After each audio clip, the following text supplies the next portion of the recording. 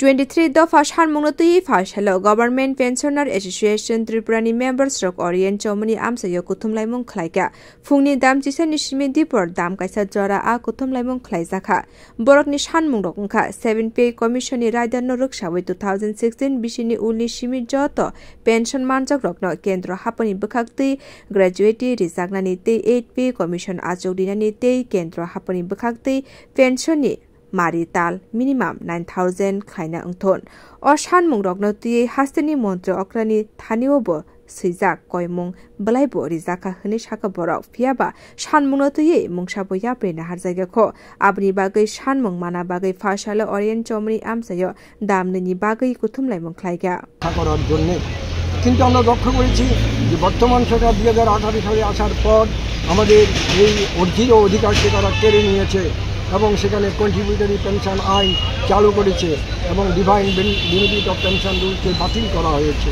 এটা রাজ্যের শিক্ষক কর্মচারী পেনশনার এবং পারিবারিক পেনশনারদের বিরাট বঞ্চনা।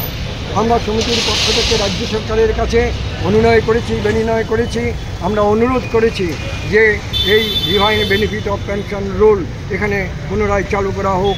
এই রাজ্যের সমস্ত যে আগামী দিনে যারা চাকরিতে আসবেন, যারা আগামী প্রজন্মে চাকরিতে ঢুকবেন, তারা যেন এই ডিভাইন বেনিফিট অফ পেনশন রুলের আওতায় থাকেন, তারা যেন এই বেনিফিট পান।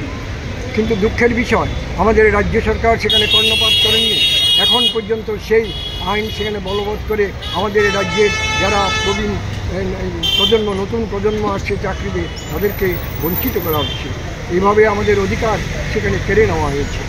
আমরা দেখেছি এই 23 দফা দাবিগুলো অত্যন্ত জরুরি এবং প্রয়োজন। আমাদের 45তম বার্ষিক সাধারণ সভায় আলোচনা এবং সিদ্ধান্তক্রমে আমাদের সমিতির ওয়ার্কিং কমিটি দীর্ঘ আলোচনার মধ্যে দিয়ে আমরা এই গণ অবস্থানে মিলিত হয়েছি।